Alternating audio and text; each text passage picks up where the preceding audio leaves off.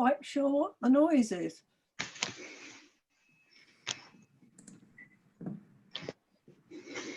Oh, good evening, Councillor Wheeler. Martina. Right, are we recording now? Yeah. Laura? Yeah, we're live on YouTube now, so the meeting. We're live on YouTube, right? Yeah. Okay. Good evening, everybody, councillors, and those of you who may be watching on YouTube. This is the corporate overview scrutiny group for 22nd of September. Do we have any apologies for absence? No apologies. Thank you. Any declarations of interest? No, I'll take that as a no. Item 3 is the minutes of the last meeting held on the 7th of July. It's pages 1 to 8.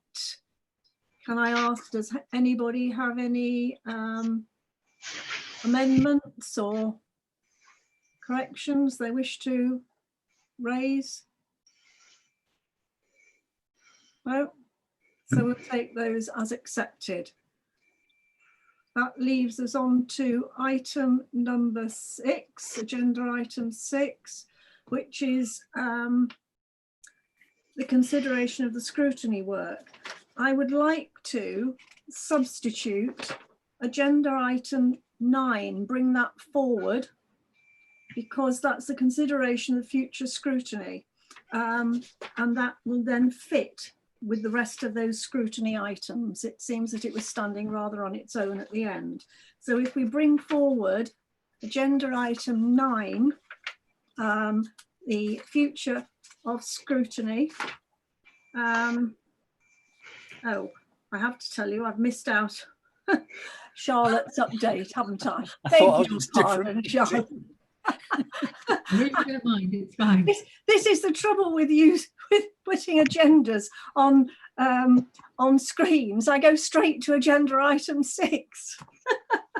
Sorry about that, Charlotte. I wasn't ignoring you. So please, can you give us your verbal update on the implementation of change? It really has had more of a build-up than it deserves, because what I was going to say this evening, Chairman, is that this item has been on the agenda for the last 16 months as a way of us keeping track of what we've been doing, both officers and councillors, with regard to the change. And actually we've come to the point where we've reviewed scrutiny, and that's the item that's on the agenda today. So as far as I'm aware, other than the review of scrutiny, nothing has happened over the last 2 or 3 months with regard to the implementation of the change. Right, okay. So I preempted all that.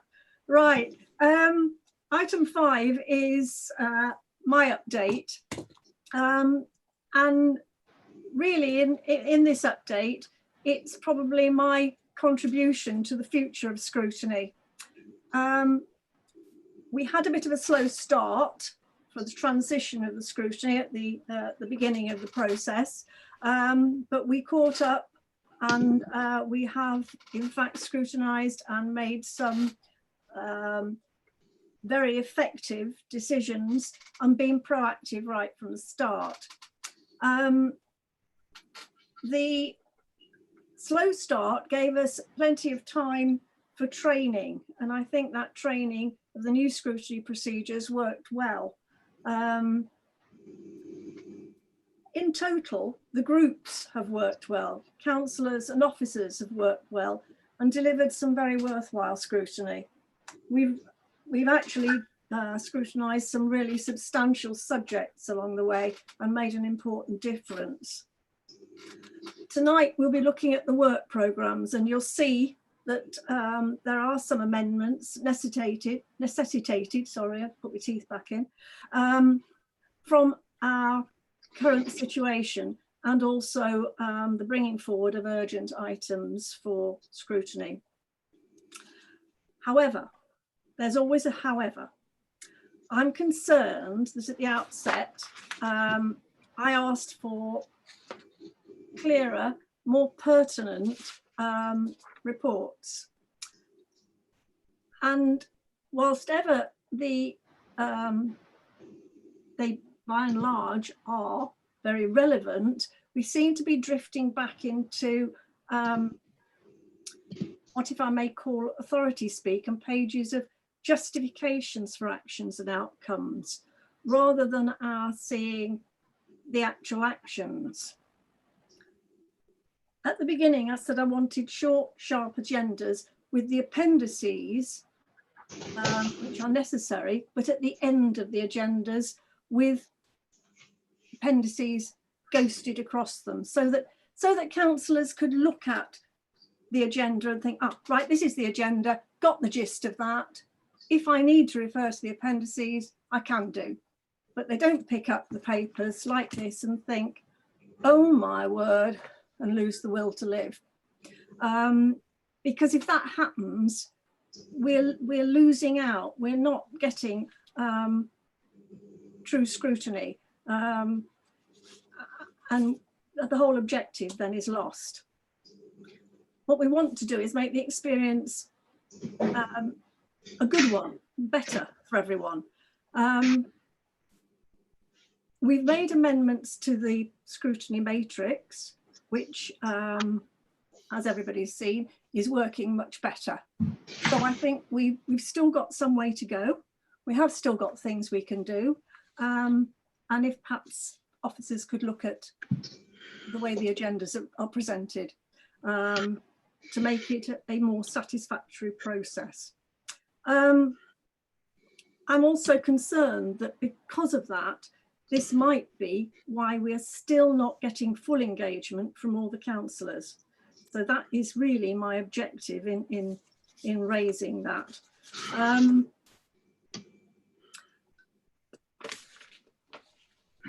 sorry, I didn't particularly want to nag. I want to be what we set out to be, a critical friend. Overall, the system's brought about more councillor, residents, officer and cabinet involvement, and the scrutiny has been much more relevant. We now seem to be working as a whole. However, we mustn't be complacent about that. There's always room to do something better. To the members and officers of the Overview Group, I really must say thank you very much personally for all your help. I really think you've been up against it over the last few months, and I think you've still managed to bring about interesting scrutiny and well-informed reports. So if I can say thank you so much, because you must have had a very difficult time. And that really is me. Mr. Linfield. Yeah, it's just to sorry, I drifted off there. I didn't drift off. Sorry, my internet went down. My internet went down, so apologies. I missed some of what you said then. Just to say that this part of the agenda as well is about it's the chairman's update, so it's all the chairs to update as well. Yes, absolutely. Yeah, I appreciate that. But it also gave me the opportunity for having my input. Yeah. So, okay. Sorry, Mr. Linfield, right. So, in fact, moving on from there, then we want to speak to each one of you. And if I could speak to, we'll have Councillor Purdue-Horan.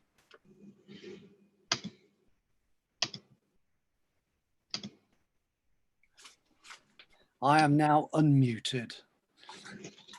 Thank you, Madam Chairman. So I'll bring you up to date with the work of the Governance Scrutiny Group. We had our last meeting on Thursday, the 30th of July, which was a time when everyone was about to switch off really for the summer holiday period in the main.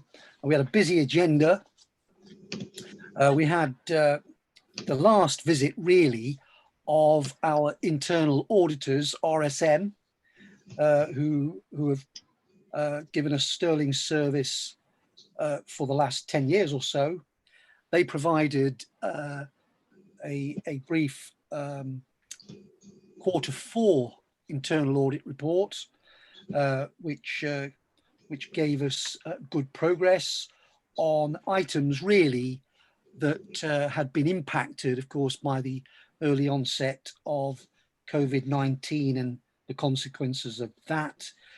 And then that led us on to their annual report for 2019-20. And their conclusions were that there was good progress in implementing previously agreed actions, and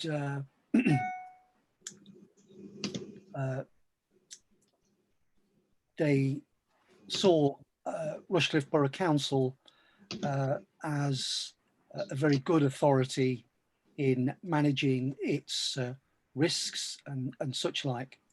As I said, we thanked Mr. Ali, who represented RSM at that meeting, and his colleagues for the support and commitment that they had provided the council over the last 10 years.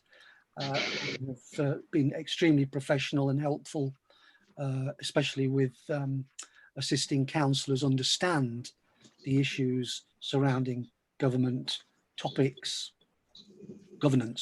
should I say. We also had our,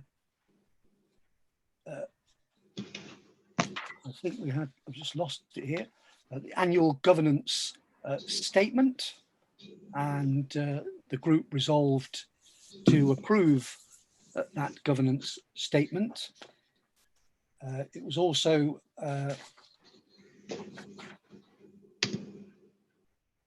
we also had the annual fraud report, and you'll be pleased to know that that wasn't an issue for us to worry about for 2019-20. An interesting addition that the group was asked to consider adding to our risk register was the impact of COVID-19 on our activities. And what we considered was the sorry? No. What we considered was sort of an introduction to the impact of COVID-19 on the council's budget, the impact on the borough's high streets, local high streets, and the ability of high streets to implement safety measures, the impact on the borough's leisure facilities, and obviously the ability to recover, the ongoing impact of the consequences on our leisure facilities, the ability of the Borough Council to maintain frontline services, also a failure perhaps to manage local lockdowns, an increased risk of domestic abuse or neglect involving children, the increased risk of antisocial behaviour, the increased risk or number of residents presenting as homeless, which has fortunately has not turned out to be the case so far, or indeed the lack of emergency accommodation for those at risk. And that list, 3 months on, is completely relevant, especially today, of course, with the recent announcements. So those risks will be carefully considered over the coming months.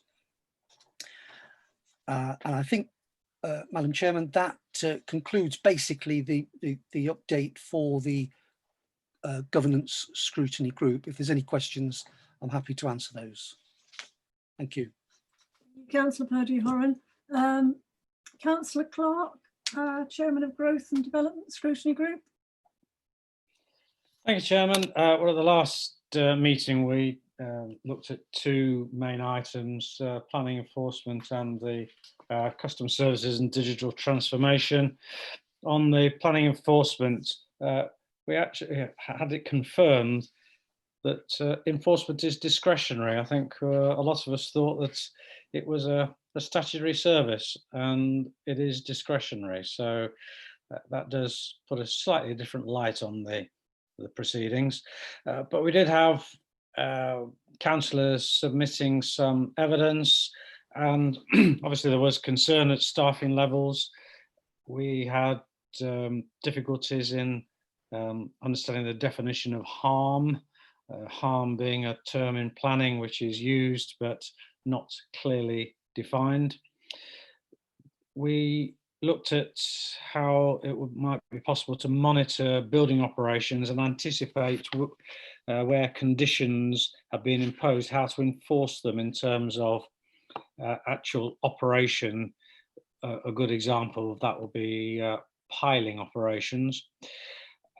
There was quite a bit of concern expressed about the onset of the new legislation, planning for the future, and would resources still be available in order to carry out enforcement. And I think the main theme of it centred around the balance between resources and actually the need to carry out enforcement, and it is quite a fine balance. If we had more money, staff available, obviously we would be able to do an awful lot more. So it is what it comes down to, what is proportionate. Also, we had to try and think of the future as well, because the new white paper legislation could well mean loss of or reduction or loss of income from planning applications, which may get deemed to have already acquired planning permission, and in which case then there's an obvious question: who funds enforcement? So that brings me back to that same equation about trying to balance enforcement with resources. That was our first part of the excuse me, planning enforcement regime, and we'll be looking at that again in the next meeting. So we haven't come to any final conclusions as yet. As regards the digital and customer services, then obviously with the COVID impact has created quite an impact. And it's that old adage, you know, necessity is the mother of invention, or in this case, innovation, because hybrid meetings and the virtual meetings have, as we can see tonight, become the norm. And it's very much a case that there's been a drop in, naturally, in face-to-face meetings, but obviously an increase in face-to-face virtually. And then as regards customer inquiries, there's been a complete drop in the number of people visiting the customer contact centre. Well, for a time, obviously it was closed, but even on reopening, very few people coming in, and they are conducting their business online or on the phone or email or whatever. So what the COVID crisis has done has created a complete change in culture as to how we operate. And I've no doubt that as we gain more experience in these virtual meetings, then we'll have to adapt it, and there'll be some fine amendments, etc., to see how it can be done for the better. One word of caution we did experience is that do have to be a little bit careful, because if you spend the whole day staring at people on screens, then there becomes a bit of a health and well-being issue in focusing and headaches, etc. So it will be important that we develop a way of working and a way of operating virtually, so that you limit the I was going to say the damage, but the concerns that could, and possible damage that could happen as regards focusing on a screen. So those are the two main items that we discussed. While I remember, Madam Chairman, if you indulge me, I did forget at the last meeting, and I'm going to mention it tonight, and she's smiling already, that Abby Brennan, our Vice Chairman, is very happily going to a new role in Cabinet, and very best wishes for that new role, but to thank her for everything she's done. She's been a great support in the scrutiny group meetings, very valuable contributions. So we'll miss those, but obviously wish her all the best for her new cabinet role. And I've remembered to do it this time. Thank you very much, Neil. Thank you for your kind words. No, it's a really interesting scrutiny group, and I hope that the next person will take as much pleasure and interest in it as I have. So thank you very much. And can I echo that as well, Abby? Thank you very much for your contributions to this group as well. And we shall see you in cabinet. Yeah, call before you. Yes, we'll call you before us. Waiting. Right, can we move to Councillor Jonathan Wheeler for Communities and Scrutiny Group update? Yeah, thank you, Chairman. So we've had 2 meetings since our last corporate review, and we've got another one in 2 weeks. It's like waiting for a bus. We get 3 meetings all at once. So we've got to try and remember which order they went in. So the one in July, which was the 20, I think it was the 23rd of July, if I remember correctly. Got 2 items. First was on the dog fouling and littering, which came through the matrix. So Charlotte's very pleased with that, I'm sure, which came from Councillor Walker. You may be aware that there is a trial scheme going on in Gotham anyway in Councillor Walker's ward, and we got a bit of an update on that in terms of the intense work the council is doing. But it was more really around what more we can do as a council, because some people might say, "Oh, dog fouling, that's nothing," but I mean, it definitely is a main issue, a big issue to residents. I say I've had 8 emails in the last 2 weeks to my county account for Ed Walton, because aren't any dog bins up yet because of the management company there. So it kind of just shows how important that is. So we really went through that in detail, which was really interesting in terms of learning what more we can do. And say we're having it in 2 parts. We'll get that again in January, I believe. The other one was on waste strategy. So it was more of an update because unfortunately we're waiting for the paper from government, which I think we're waiting for a few more years yet, probably. But it's more about what we can do. As you know, we are tied into a PFI contract with Nottinghamshire County Council in terms of disposing of waste, so our options are quite limited. The main issue we have is if government do say green waste has to be free, how that's going to make up in our finances. Will they give us the 1.3 million that we currently take in that, which I doubt, but you never know, we might get lucky on that one. And also, a lot of councils were raising about, can we not do glass collection? You know, I know that other councils do, but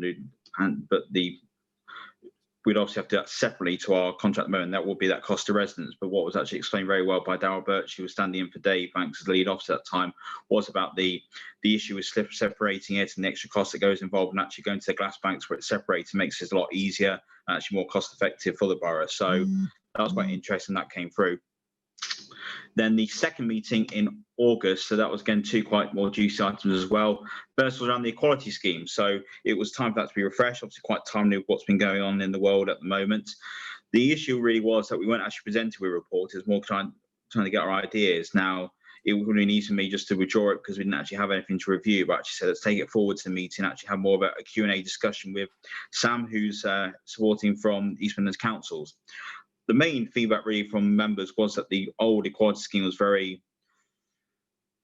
it just seemed like it was done to tick a box and go on a shelf. And we made it absolutely clear that can't be that going forward. It actually needs to be tangible, have some actions in there which we can strive to and be a living document. So that was a lot of the feedback we gave.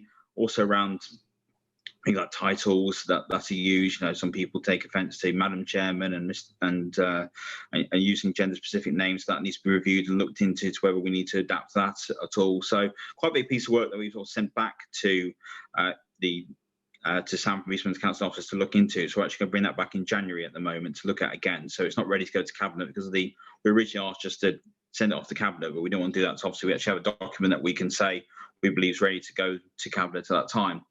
Next was quite a juicy one around fireworks. So this was a really interesting one because the Nottingham Post basically picked it up and got the wrong end of the stick, so to speak. And we had the press office and in a bit of a panic and various emails and calls I was getting. But in essence, all this was to consider what we do at our events. At the moment, we use fireworks at one event anyway, which won't be happening this year. Obviously, the Christmas lights switch on. But it was more about should we be continuing with the normal fireworks or go down the route that Broxton have gone down, which is use noise reduction fireworks. Now, there's quite a big piece of work from equality charity, especially around people with autism who suffer with the noise, and we also know the effect it has on pets. So quite a robust discussion, and it was quite a close vote, to be perfectly honest, but we have passed that to our recommendation to Cabinet is that we go to noise reduction fireworks, and so that will be going to Cabinet in the near future. In terms of coming up on our 7th of October meeting, we got the Ruskin Nature Strategy, if that's approved today, on the work programme, and also flooding and drainage. So again, 2 quite big items again as well. We've got the County Council coming down for the flooding and drainage, obviously the lead authorities. So again, that'll be really good to tie into that rather than us just talking to ourselves and not actually work with our partners what we can do. And then we're looking forward to potentially January with featured Walter Golf Course and then the equality scheme to bring that back. So yeah, been quite an interesting couple of months. And looking at the next meeting looks quite a juicy one as well. So that's it from me, Chairman, unless Councillor Mansell wants to add anything. Nothing else from me. Thank you very much. Thank you. Does anybody have any questions? Well, thank you all very much for your input there. That will therefore lead us on to item 9, as we brought it in front of item 6. So item 9 is consideration of the future of scrutiny. And I think that is probably Charlotte. It is indeed, yes. Thank you, Madam Chairman. So, as discussed in our previous meetings, we've gone away and brought you a lot of information about what scrutiny has been doing over the last 16 months.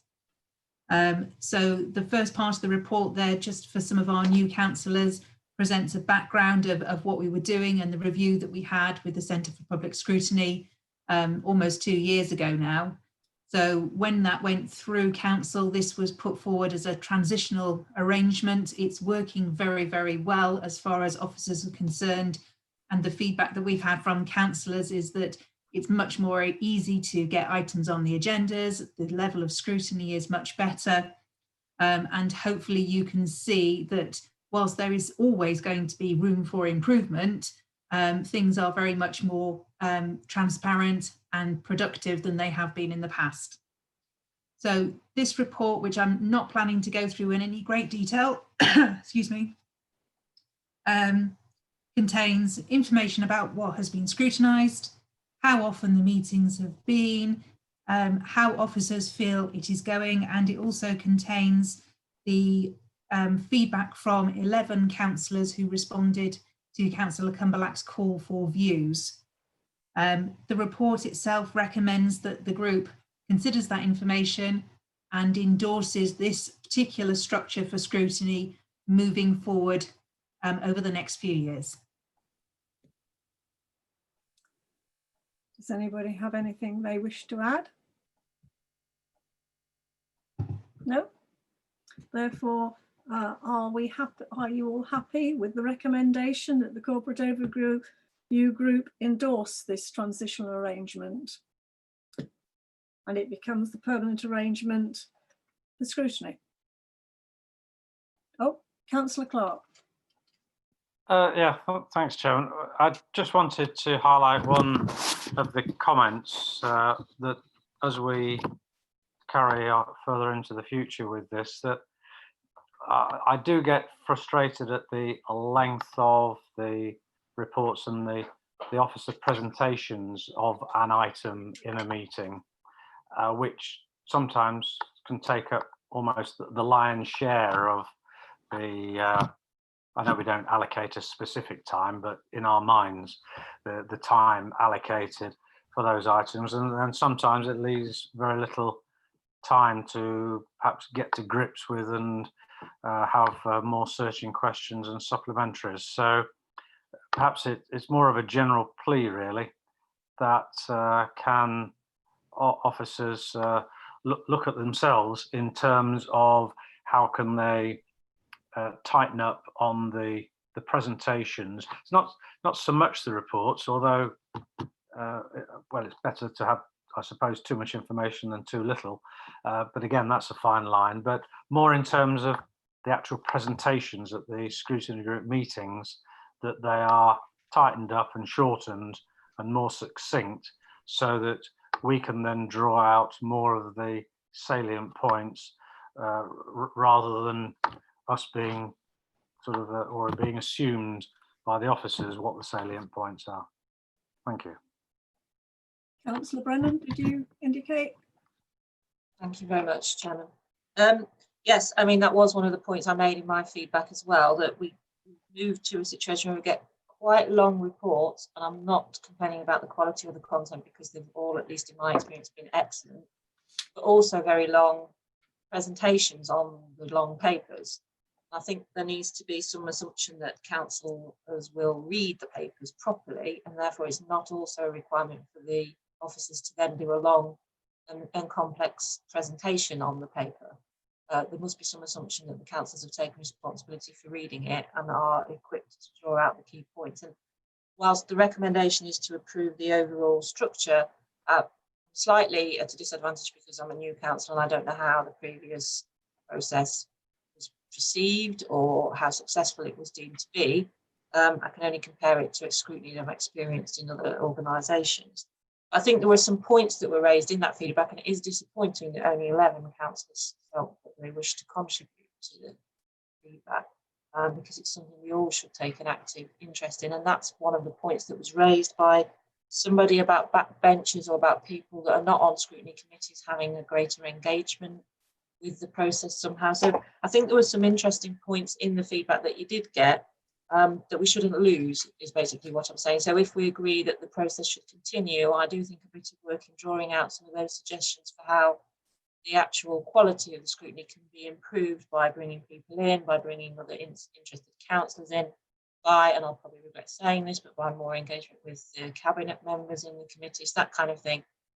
We shouldn't lose, because I think there was, although the feedback has been limited to 11, I think the content of some of that feedback is actually quite interesting and positive. And I do think there's an interesting point about marking our own homework. And I don't say Conservatives marking Conservative homework, but I do think there is an issue about officers being responsible for producing reports on the work that the officers do.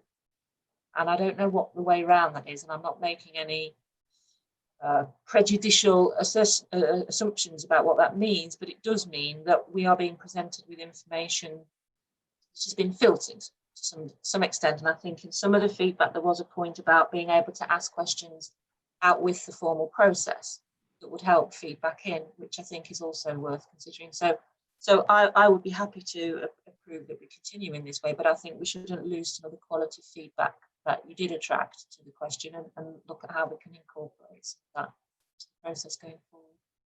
Thank you. Thank you. Councillor Walker? Yeah, my points were very, very similar to Councillor Brennan's, actually, that I just wanted to make it clear that what I'm endorsing is the process, but I would be interested to know how we're going to move forward with it. Are there kind of responses that have been noted? How is that going to impact how we move forward with it in the future? So that bit wasn't clear to me. But yeah, basically very similar to what Councillor Brennan just said, so I won't repeat that. Thank you. Mr. Linfield, I was going to ask you if you had anything to say. I thought I'd better say something. So, yeah, they are. I mean, I know myself and Councillor Cumberland, certainly before this meeting, we were discussing this report, and the points I'd make is obviously we are on still a journey where we're learning, so we're sort of refining and improving what we're doing and taking on board. You're right, there are some themes from this that we'll need to pull out. I mean, there's some things in terms of I take on board the point that Councillor Clark makes about the presentation. I'm not sure which presentation she's talking about, because I'm pretty sure in governance they've been okay, the ones that I've seen there, but the take on board. So I'll pass on comments back to the management team about those, some of that feedback in particular. As an observation, and from the executive management team, I think the scrutiny process has improved. And one thing I will say at the moment, that clearly there's a lot of things going on that we can get our teeth into. Some of the issues you've spoken about, planning, waste, to just, as well as all the issues that are going to be coming out of COVID and the aftermath of COVID.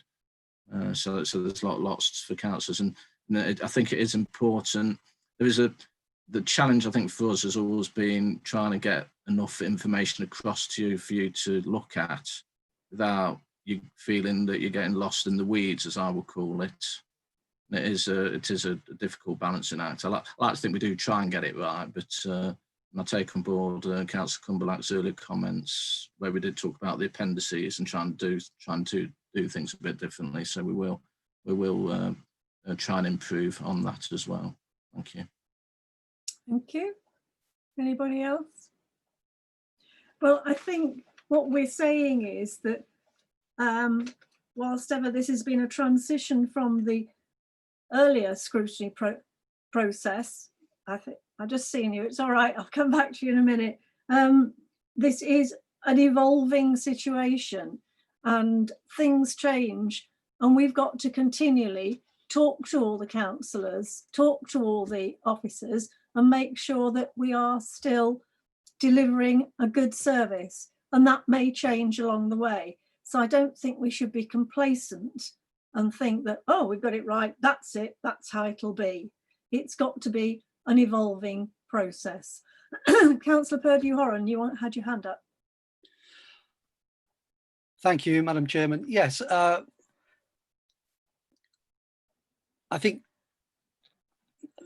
reasonable points made, but I think I'd support the comments made, or at least one comment made about bringing our cabinet colleagues into scrutiny.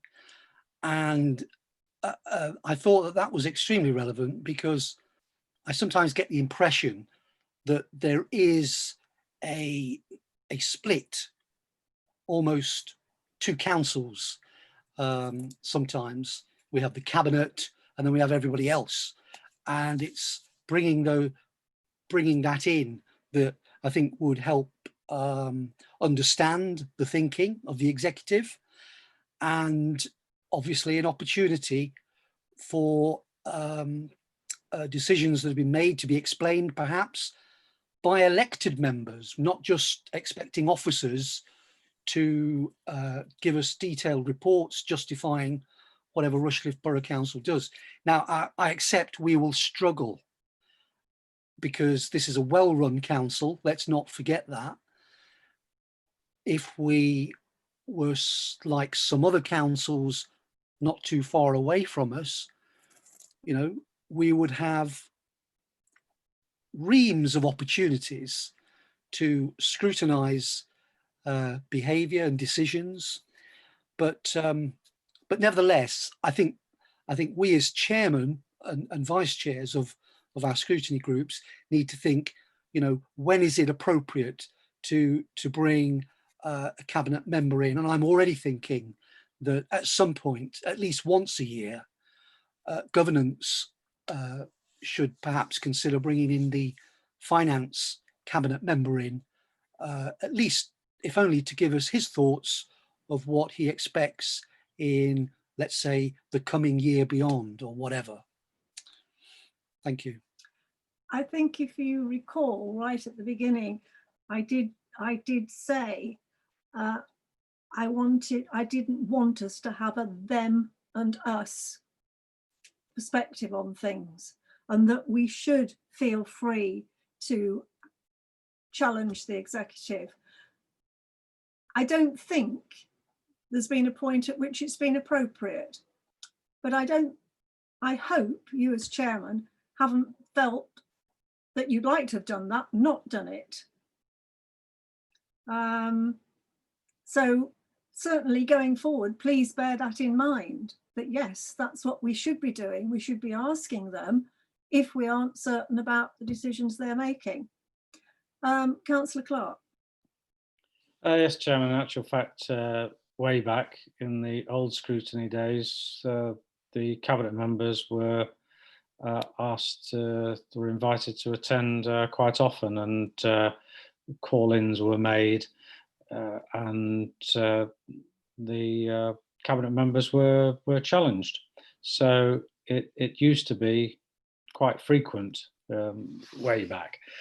And in fact, I was only just thinking with the second part of our planning enforcement coming up, that in order to get a bit of that joined up thinking that you've just been referring to, that I was thinking perhaps might invite Councillor Upton to come, not necessarily to be grilled, but to just listen to the debate, so that there is some joined up so that the portfolio holder is aware of the discussions that are taking place and aware of the issues that are being raised, and may well, either consciously or subconsciously, implement some of those or address some of those issues when planning policies are being looked at.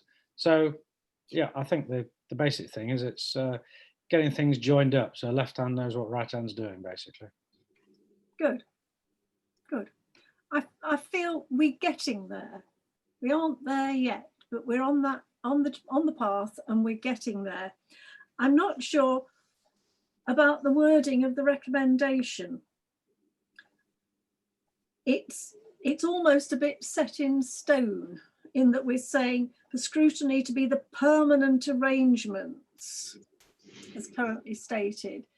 I think we should be saying that scrutiny continues to be an evolving arrangement, so that there is room for improvement, there is room for growth. Could you perhaps just say something on the lines of, so the wording doesn't get altered too much, endorse the transitional arrangements for scrutiny to continue as currently stated in the council's constitution?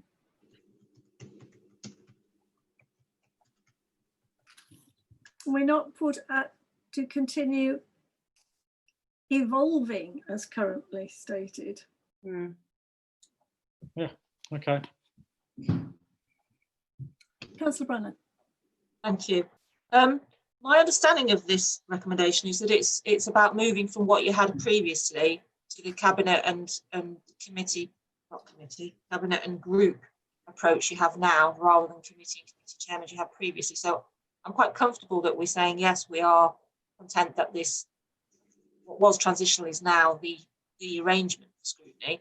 But is it possible for that recommendation to capture what we've said about continuing to improve and learn from the process as it goes forward, or words to that effect, something less clumsy than that? But yes, we accept this is the way we're going to go forward, but that doesn't mean there isn't room for improvement and continued augmentation of those arrangements as it goes on. Something like that. I'm sure Charlotte could come up with a less clumsy way of describing it, but I hope you get the point.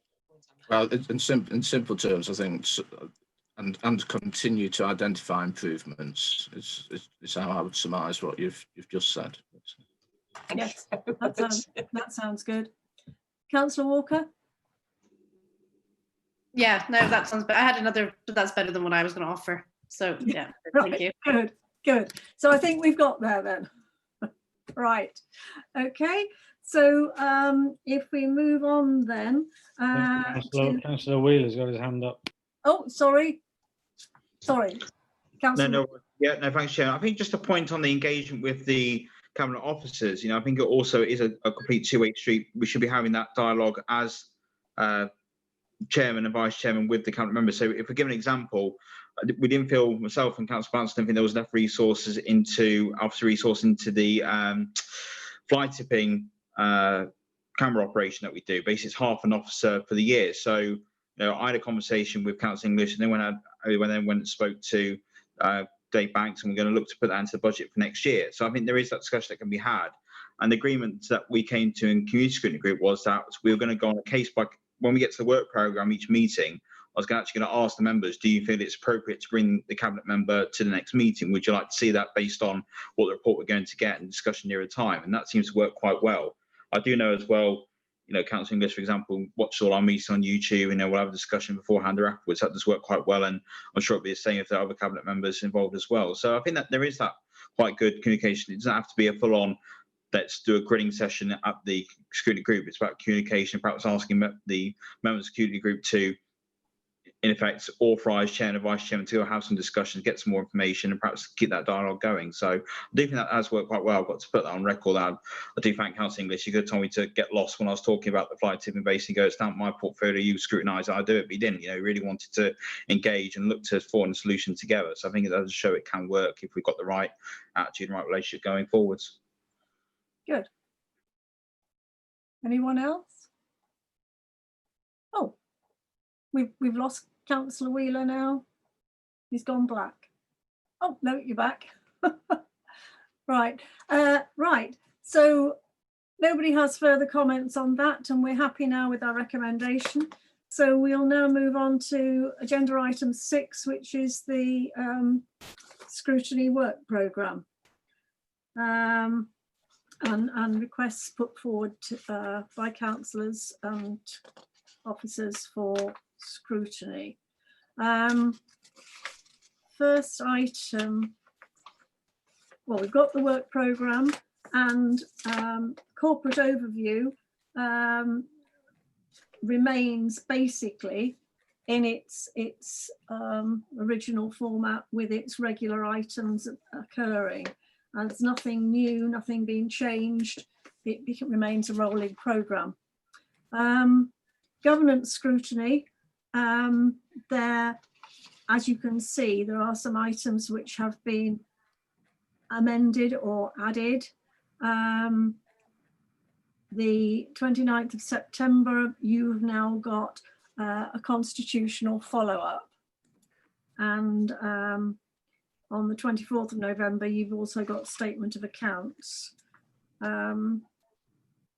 Growth and development would appear to have got some new items. Abbey Road development presentation and design and build of the crematorium on the 14th of October. Management of open spaces and new developments, the part 2 in January, and cycling networks in the borough, 21st of April. Communities have got an alteration again. Review of nature conservation strategy, including the rewilding. I guess that would be coming along because I reviewed that back in 2012, not 2012, sorry, 2015, and knew that it was due this year for review. 28th of January sees another edition, Rushcliffe Equality Strategy Part 2 and the future of Ed Walton golf courses. And then the 29th of April, the carbon management plan. Charlotte, do you have anything you want to bring forward or mention here? Thank you, Chairman. The only thing I have noticed is on the COG agenda for December, we kept open the option of having a second discussion about the review of scrutiny, but given that we've just passed that through, I'll take that off the agenda for December. You don't want to make any further comments with regard to what people have said? I think that's down to you.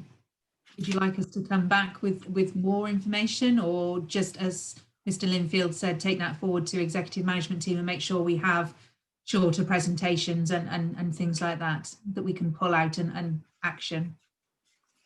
Councillor Clark. Just those last few comments has just prompted me.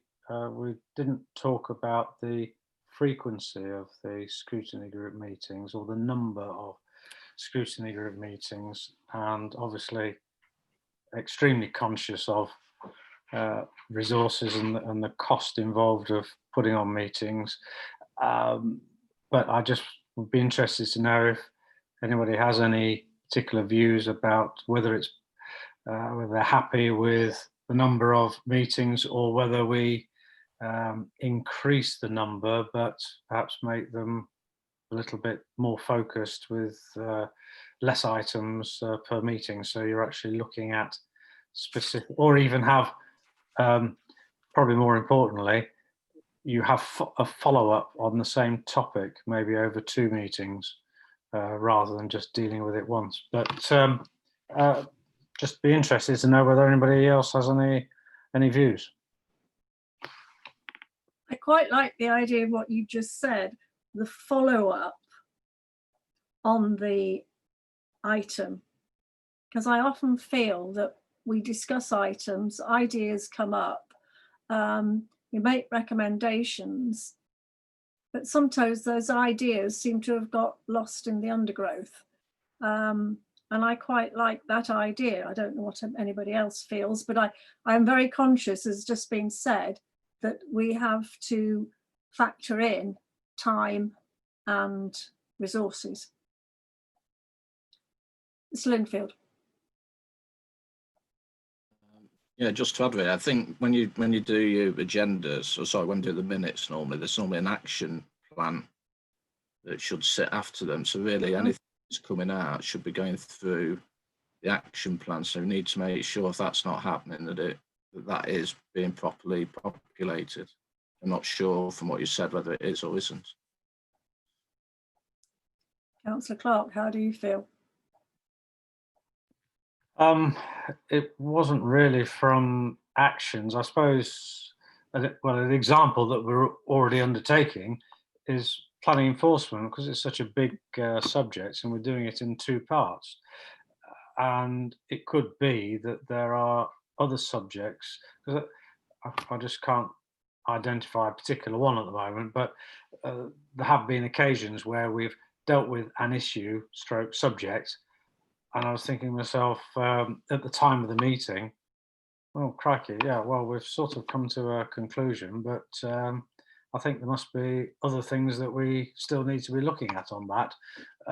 But it gets concluded and, you know, nothing further happens. So just, if you like, there may be an occasion wherein, as the result of the debate, we may say, well, I think it's worth having a follow-up to that. If there are, it's not some of the actions, okay, maybe for more information, but then after receiving that more information, there may be other questions that arise as a result of that further information. I think it's horses for courses, really. I think what happens is, because you are able as chairman to say, can we bring this back? So it can come back. But unfortunately, because of the distance between meetings, the bringing back isn't as relevant as it would be if the meeting was a shorter timescale. Mr. Linfield. Yeah, well, so the other thing is obviously you've got the work programme, which you normally have at the end of the meeting. So that's where you'd normally say, well, we add that back in if that's what you want.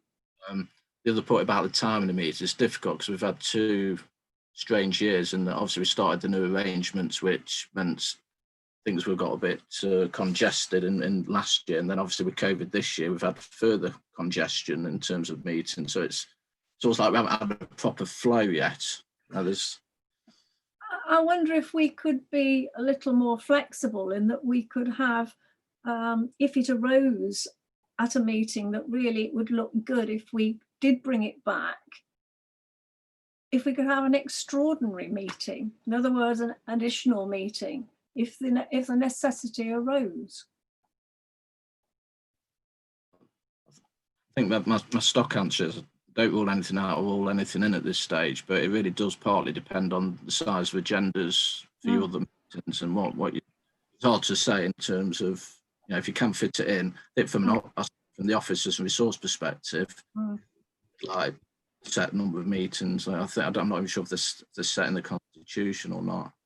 It's Charlotte now, but they're not. So, but anyway, but we've got our, we're trying, I don't know, is it 4 meetings a year or whatever it is we have in for most of the groups. And clearly it does depend on what's coming up in those meetings, whether additional meetings are required. And it is, I think Neil, Councillor Clark used the phrase horses for courses, and to a degree I think it is some of that. I think in general, Chairman, I think most other I am generalising, and there'll probably be instances where they don't have many at all, but most other councils that have the scrutiny system tend to have probably 5 or 6 meetings a year. Some of them, 1 or 2, have a lot more, but it's whatever fits in. But the trouble is that when you're scrutinising something, really, once you go beyond 2 hours, then I think people start to get tired and fed up and lose interest. And so certainly from the growth and development point of view, I don't think having more than 2 items per meeting gives it gives it justice. So it is very difficult sometimes to get the timing actually within a decent period.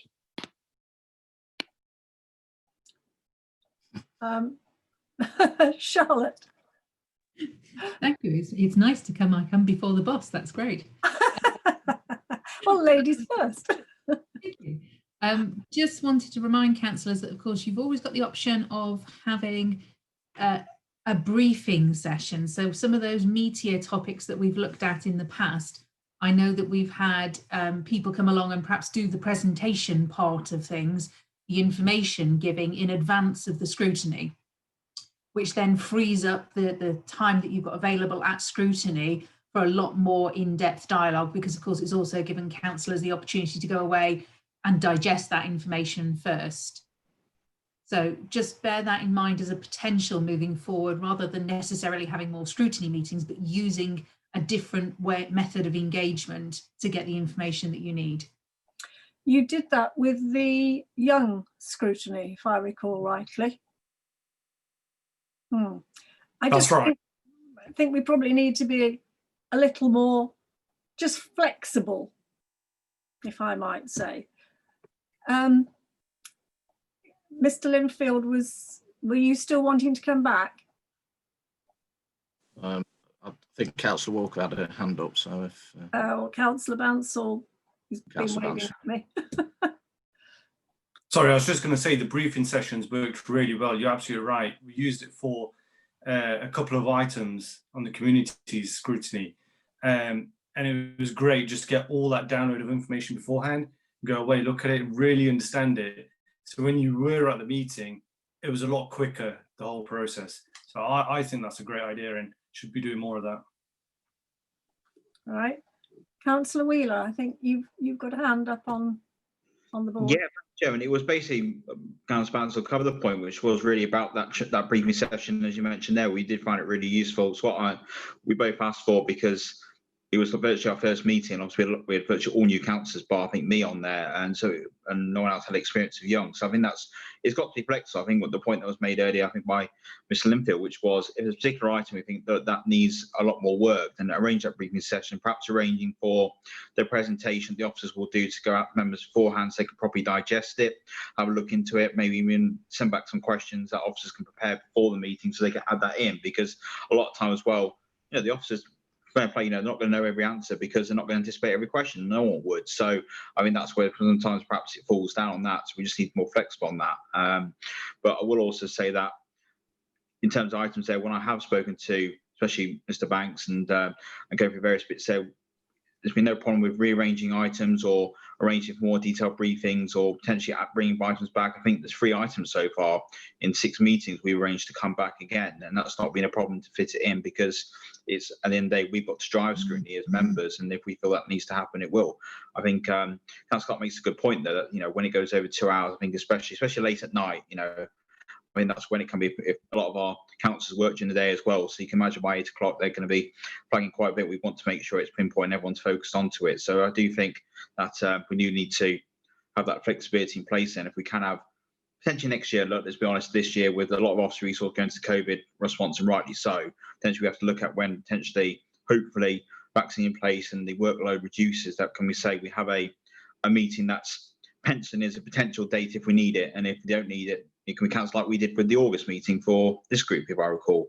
If we don't, if there's items there, but if not, that date's there, so at least officers can prepare for that and know it's in the diary and work around it, because it'd be quite fair to say we want to meet in 2 weeks when things are built in, and these reports, as we all know, take a lot of time to put together, and if we want quality reports, we've got to give enough time, I think, for those to be put together. Yeah. Councillor Walker, were you indicating? Yeah, no, I find the briefings before really invaluable, actually. So yeah, I agree. And I agree with what Councillor Clark was saying about trying to introduce some sort of flexibility and new ways, and Charlotte said about new ways of to get together and look at some of the media topics. I think that'd be a great kind of way of opening up scrutiny quite considerably. I think Councillor Clark answered my question. I was kind of wondering, how did we decide on this framework of 4 meetings a year? But it sounds like it's pretty standard among councils. So that was my question. The other one was, in terms of, maybe Councillor Purdue-Horn would agree or disagree with me, but I'm not quite sure that our scrutiny group requires as much time as the others, perhaps. And so I wondered if there was some room for do they all have to does all have to be 4? Can one side have more than the other? So communities and growth and strategy, they could have more meetings than us, perhaps. Is there room for kind of that manipulation of the timetable? Charlotte, can you answer that?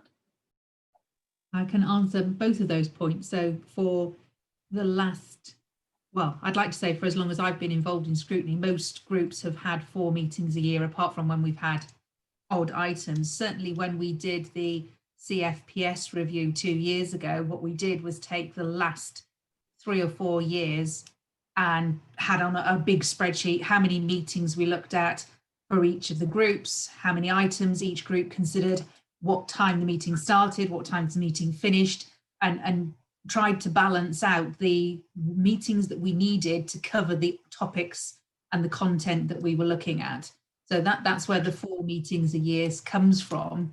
In terms of balancing those within the group, I would say that for governance group, the reason that we have the meetings that we have when we have them is often because Pete needs to get something signed off at a particular point before it goes through council and cabinet, or before it meets some kind of statutory deadline. So whilst yes, it might look on the surface that you can perhaps reduce your meetings and do more items within the meetings that you then have, and give those meetings that meeting support resource to the other groups, it might not be possible, but we can certainly have a look.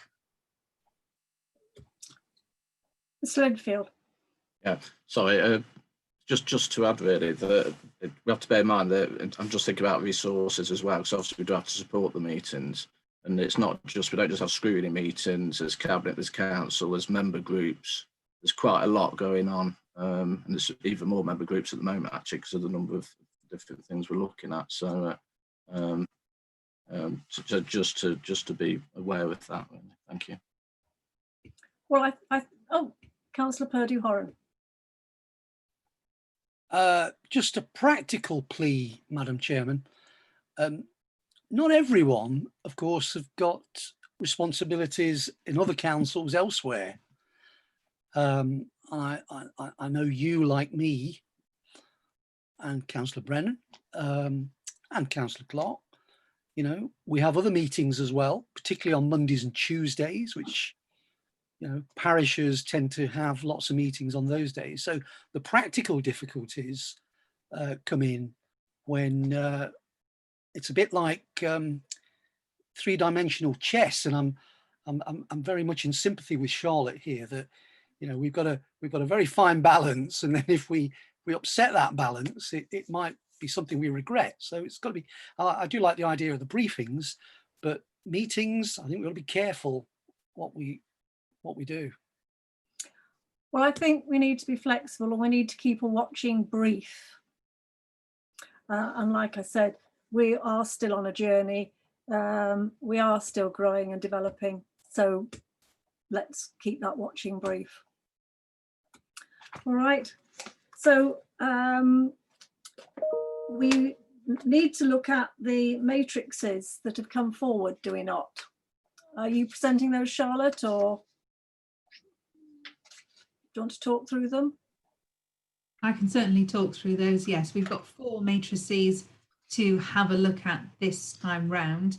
The first one is on page 16, and it concerns planning consultation. So this one has come from Councillor Gowland, I think, if memory serves correct, and it raises a number of comments about planning consultations, the people who get consulted with, how we notify residents that there is a planning application, and such like. And I think her concerns are that she can see that improvements could be made to that process.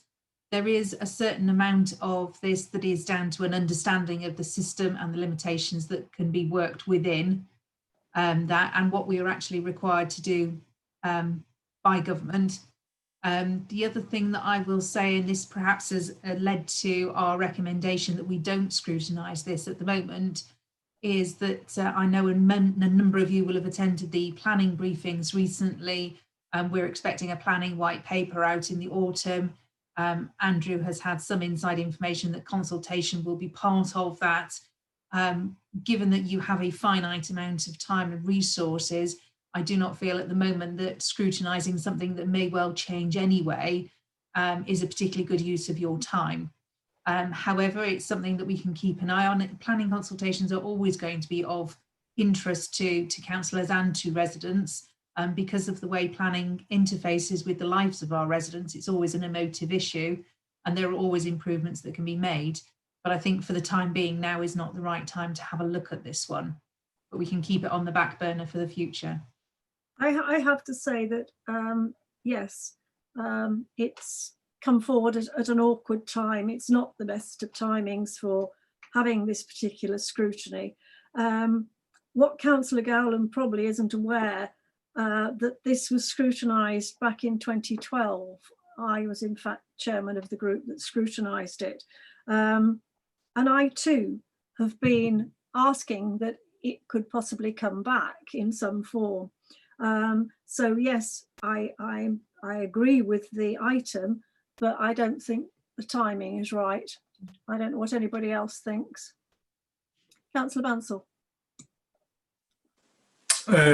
Agree and understand about the timing and the new paper that's going to come out. What will the process be to keep this in mind? So, or when would be a good time to go and have a look at this? When we've got new information, new data, etc. Well, I think I'd pass that to Charlotte. Yeah, it's something that we can keep on our radar and wait and see what the planning paper says, how quickly, if there are changes to do with consultation, need to be implemented, and then let that new system settle down. Obviously, if it comes back and says, do you know what, no change, that's fine. Then if councillors still feel that this needs to be scrutinised, we can bring it forward again. Thank you. Oh, Mr. Linfield. Yeah, sorry, it's not my area of expertise, planning, I have to say, but I mean, the other group is the LDF group, so I presume the consultation and responses to these sort of things will filter through that as well. When I mentioned the other groups, that's obviously another one of those groups, isn't it? So, Councillor Clark. Well, I think the LDF group really is more about the main strategic policies rather than, I mean, this is a little bit more operational. And I agree, yes, it needs to be scrutinised, but I agree with all the comments about the timing. And once the new legislation has hopefully been sorted, then that will be the time, probably along with lots of other things as well that are operationally done in planning.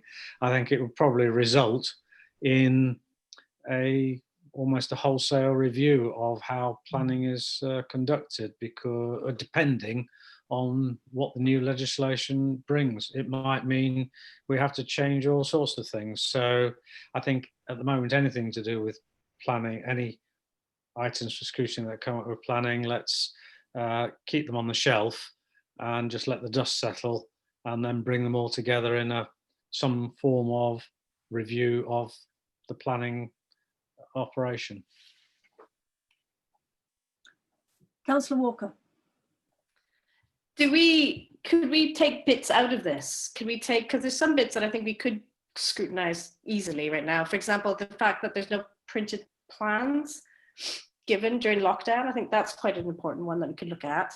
Maybe not the whole, I don't know how we would do that in scrutiny. Can we kind of take sections of this and look at it? Or do we have to view it as a whole completed matrix? I think it would be difficult to start picking. I think we could get into quite a mess. I think it's better to keep the whole thing as an item, because you'll start digging and delving into the areas that really are going to be addressed by government at the moment. So I think it's better to keep the whole thing as one item. I don't know what the officers think. I'm wondering if it's something we could feed back to Councillor Gowland though, perhaps, because there's parts of this that we could deal with, I think, like the printed plans. Do you think that the government's going to change that kind of, like, the inability to print plans? I mean, that's not necessarily going to be in the overhaul, is it?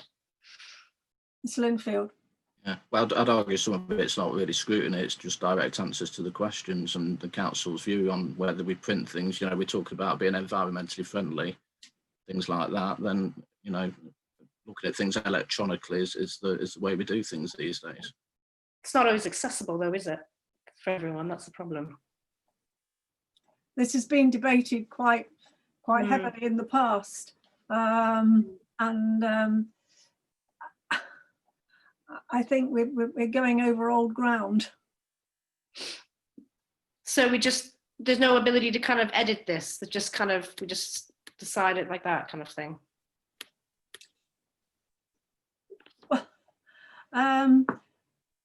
Like everything, you can ask the questions. As far as printed plans are concerned, ask the questions of the planning department, but I think I know what the answers will be.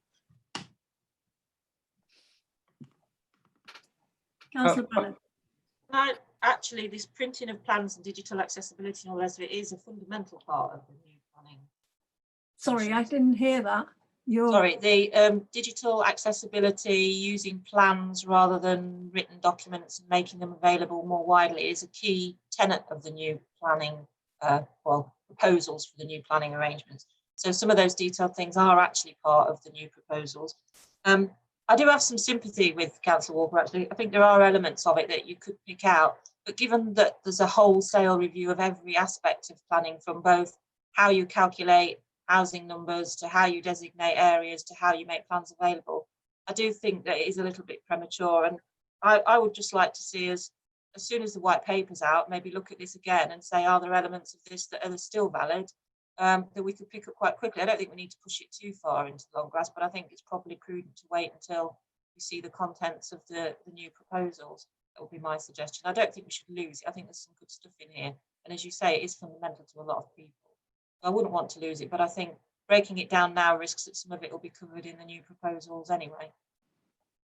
Yes, I think we'd find ourselves re-scrutinising. If we start the process now, we'll be only looking at it again.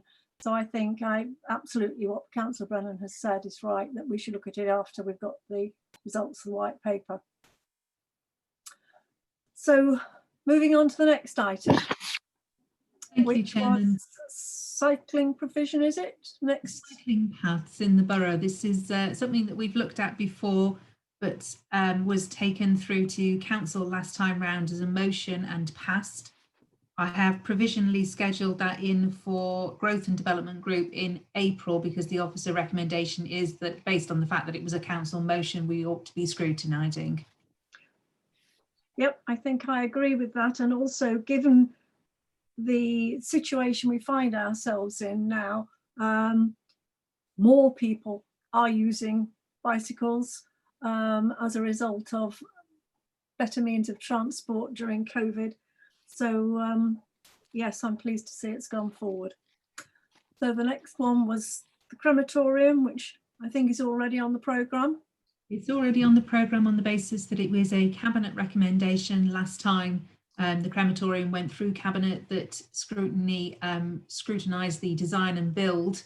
The reason that we've pushed it forward on the programme is because obviously that project is progressing at pace, and we wanted to make sure that you had a chance to have a look at that at the earliest opportunity. So that is scheduled in for the October meeting, which I think is just a few weeks away.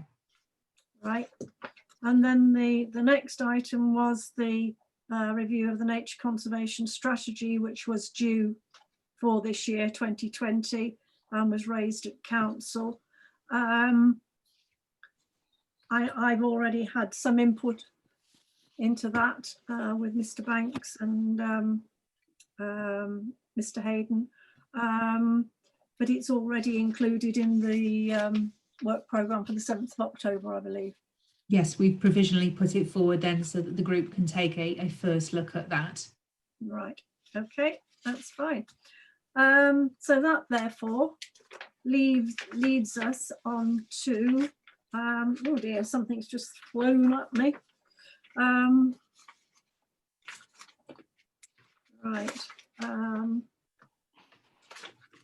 Leads us to item number 7, I believe, which is being presented by Sarah. If I could see Sarah. Oh, there she is. Thank you, Madam Chair. Just to interject, Sarah will present the finance elements and then Charlotte will present the performance aspect. Okay. Thank you. Okay, so this report details the Q1 position for 2020. It's the first 3 months of the financial year, and as we know, it's been heavily impacted by COVID. This has been previously reported to Cabinet, and there's a detailed report due on Thursday to full council. Pete did a presentation on this, which hopefully you found useful. So it's just a brief walkthrough of what was in that report. So the variances in this report are both arising as a result of in-year, general variances, as well as those relating to COVID. So in the revenue section, paragraph 4.1 summarises the overall cost pressures from relating to COVID alone, which is 2.742 million. This is offset by savings, leaving a 2.564 million variance. The majority of these pressures result from additional support given to the leisure centres due to the fact that they've had to close during the lockdown period. We've also lost income on car parking, commercial rents, facility hire and planning applications, as all of these have been affected by restrictions and reduced demand. There have been in-year efficiencies that are detailed at Appendix B, totaling 624,000, mostly staff vacancies, rental income from a new property and variations in housing benefits subsidy, which have reduced the impact of the COVID-related deficits down to 1.94 million. The government have supported local government and we've had additional funding totaling 1.518 million. So along with the in-year efficiencies referred to, this has helped to reduce the overall budget gap down to 422,000. At paragraph 4.5 and also in Appendix E, this shows the projected position on special expenses. This has also been impacted by COVID, such as the closure of Luttrell Hall and some of the other venues, as they've also experienced reduced demand since the lifting of lockdown. This is being considered separately by the West Bridgford Special Expense Group. On the capital section at paragraph 4.6 and 4.7 summarises the main variances in capital underspend of 24.8 million. This is mostly relating to larger schemes of Bingham Hub and the crematorium, and details of this are at Appendix C and D. Capital receipts progress has also been impacted by COVID, and there's been some delays in the receipts, which were expected to be at 20 million and is now down to 4.6 million. Paragraph 4.9 details the COVID impact moving forward. So hospitality and leisure, although have now resumed, we hope that the leisure impact continues to improve. Multi-asset investment values have increased by 0.5 million as at June, but further data to the end of August shows that this has improved now to 694,000. And paragraph 4.15 refers to the BEIS grants paid out to date. And since the writing of this report, this is now 18.3 million. Paragraph 4.16 discusses the discretionary grant scheme, which closed at the end of July.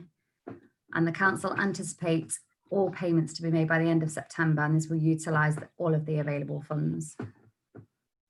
Whilst COVID has presented many challenges to the council, in-year efficiencies and government funding mean that we're currently anticipating manageable budget gap of 422,000 without the need to use the VRP element of MRP. The delay in capital receipts and slippage mean that there's unlikely to be a need to borrow externally in this year. But there are many challenges ahead, not least the potential for another lockdown. And as we've seen on the news today, this is becoming more likely. But the impact of future budgets in the MTFS from legacy issues from COVID, it's likely to remain fluid, and therefore we'll have to continue to monitor this closely. I'm happy to take any questions before Charlotte discusses the performance section. Councillor Clark. Thank you, Chairman. I did actually have some questions on the appendices. I suppose if I just fire them all off and then rather than go backwards and forwards, it might take quite some time. On Appendix B, page 37, the loss of planning income, which is shown, which is fine, but the loss on what is the normal projected income? So that loss may represent 100% or it may represent 1%. Next one would be on page 43. I was just interested that I noticed that the point security gate has been deferred. I was just interested to know why, because I would have thought that security is even more vital at the moment in COVID times, because the offices are more likely to be less occupied than normal. Page 45, the car park resurfacing, 215,000. Car park resurfacing of which car park? Surely it's not anyone at the arena. They've only been built within the last 3 years. They shouldn't need to be resurfaced yet. And if they do, then surely that's a claim against the contractors for defectiveness. Page 40. The 218,000, well, sorry, the original budget 220.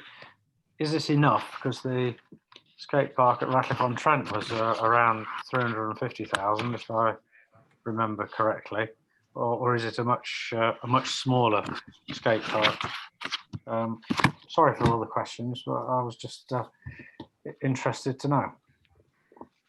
Okay, I missed the last question, but I'll come back to that in a minute because it froze slightly. So the planning income is just over £1 million in a normal year. So at the moment we are projecting a £200,000 loss against that full-year income. It may be, mostly it's as a result of the large developers with housing builds being, most of the staff have been furloughed. So all we're seeing at the moment is house builders and extensions, conservatories, that sort of thing. And whilst there's the number of applications hasn't dropped for those, the income received from those is less. So what we're missing is the large, like I say, the large developments. For the point security gate and the car park resurfacing is a rolling programme across the borough for all of the car parks. I believe it's not the arena, but I would have to check on those two items because I don't know the answer to those. No, that's fine. I just wanted to make sure it wasn't the arena, that was all. It's not the arena. And the Rushcliffe Country Park skate park, I didn't hear the question to that. Did freeze during that? It was the budget was 220,000. Obviously, if it's a much smaller skate park than Ratcliffe-on-Trent, that's fair enough. But the Ratcliffe-on-Trent one, which was done within the last year, cost 350,000. So if the Rushcliffe Country Park one's half the size, then that makes sense. But if it's the same size, then 220,000 ain't enough. Okay, yeah, the budgets were allocated based on original submissions for appraisals in the capital programme, at which point they would have assessed the cost of building those skate parks. So they would be sufficient unless there was variations to the tenders at the point when they come in. Uh, I think the last one was just the need for, or why defer the security gate at the point? At the point, again, I'll have to come back to you on that one because I don't know the reason for deferring that security gate. All right, okay. I think Mr. Linfield wanted to come back. Yeah, just on on both those really. I suppose on the country part, I think to a degree your question, I would say, is rhetorical in that clearly it's a lot less in money. I would anticipate it's going to be not as grand, shall we say, as the Ratcliffe-on-Trent skateboard park, but we'll double check that for you now, if that's okay. And I think the going back to the security, clearly we would have a bit of risk assessment done on that. So any security, as you rightly say, is paramount. So if there is a deferral, it wouldn't be on the back, it'd be putting us at further risk. can I just ask a question? It's not so much the finances, it's the what is it? On page 43, watercourse improvements. What watercourse are we talking about?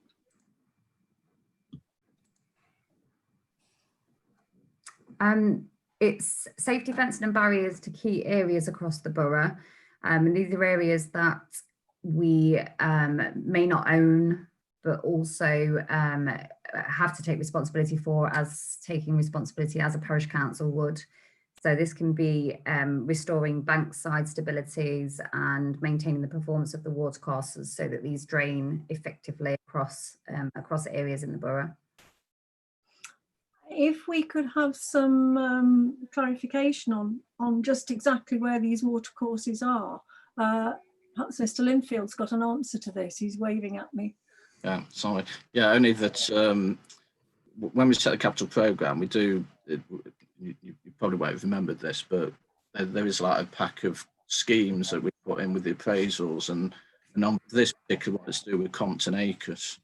And it's to do with the rebalancing of the pond and the service had the protection to do with that. So in this particular scheme, the 60,000 is in relation to Compton Acres. That's my answer. Thank you very much. Does anybody else have any questions before we move on? No? So thank you very much, Sarah, for that. Thank you. And we now defer to Charlotte, I think. Thank you, Chairman. I'm picking things up at paragraph 4.18 on page 31. I only have 3 points to make about the performance in Q1, bearing in mind the feedback that we've had during the review of scrutiny. I'm going to assume that you've read and digested all of that information and have lots of questions. So I'd like to give you the opportunity of asking those. I just wanted to explain that whilst we said in the last meeting at the end, when we were talking about the impact of COVID on performance, that we were removing the targets for performance indicators that we were flagging up as being strongly affected by COVID. Actually, it's been more useful to leave them in so that you can see how far performance is away from where we were expecting it to be.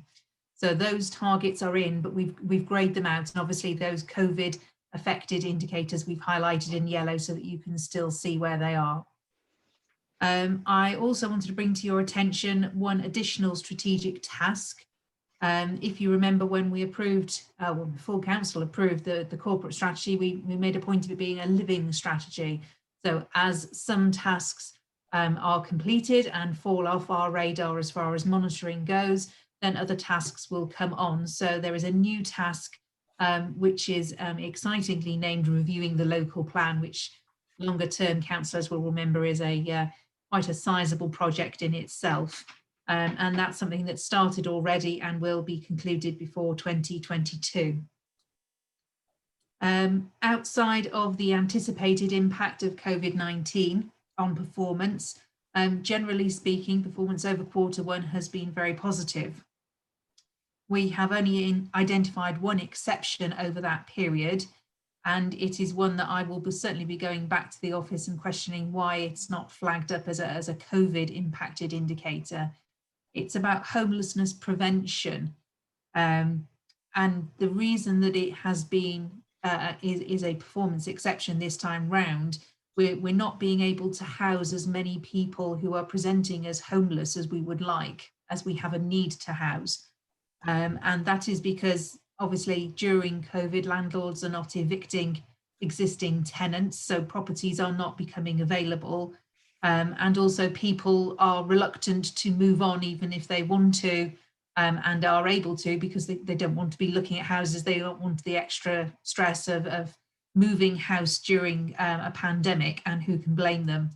So I shall certainly be asking why that one has not been flagged up in yellow in our previous report and see if we can get that sorted through. I'm happy to answer any questions that I am able to about the rest of the report, and happy to hand it back to you, Madam Chairman. Thank you. Anyone have any questions they wish to raise?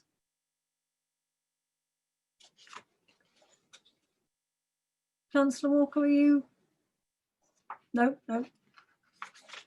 Well, that looks as though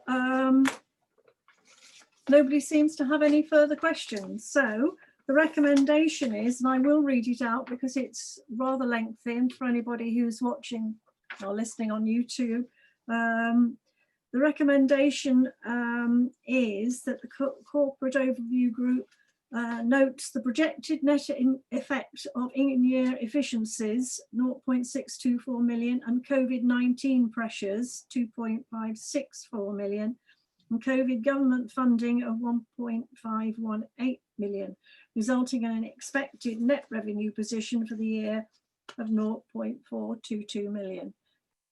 And B, a projected 2.864 million net surplus on business rates as a result of additional S31 reliefs, and this surplus is to be transferred to the Organisation Stabilisation Reserve to offset the expected collection fund deficit in later years.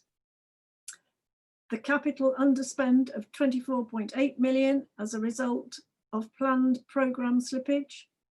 The projected special expenses position with a projected deficit of 0.119 million for the year to be financed by a loan from the council, terms to be consulted on with the West Bridgford SIL and Special Expenses Group.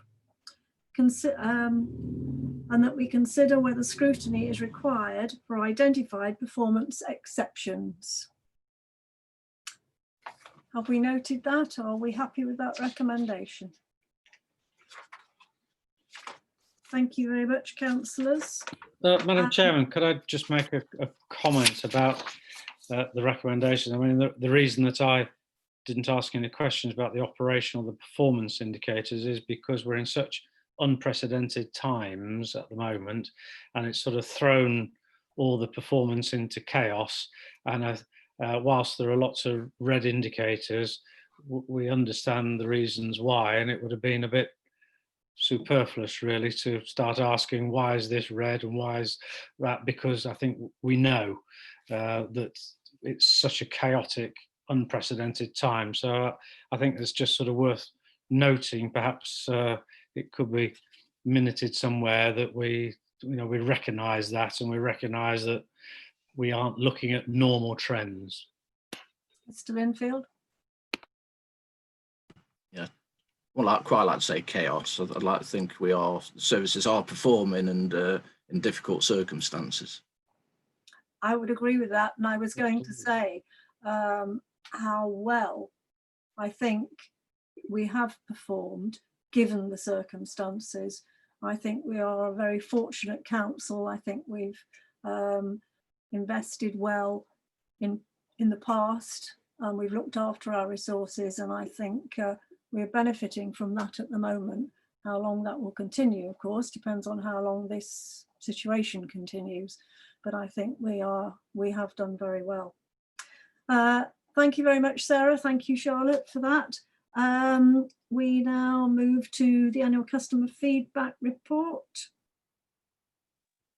Thank you, Chairman.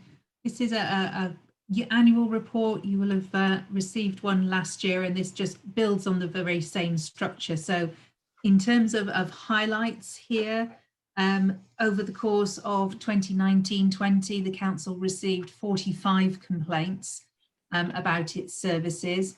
That was a decrease of 6 on the previous year. They split almost roughly across 3 of our service areas: communities, neighbourhoods, and finance and corporate services. And I'm pleased to say that only 9 of those 45 were escalated to the second stage of our complaints process. We had a very high level of complaints that were investigated and responded to within target times, which is something that we pride ourselves on, and that's getting that initial response back out to a complainant within 2 weeks. We had 132 compliments over the same period, which was an increase on the previous year.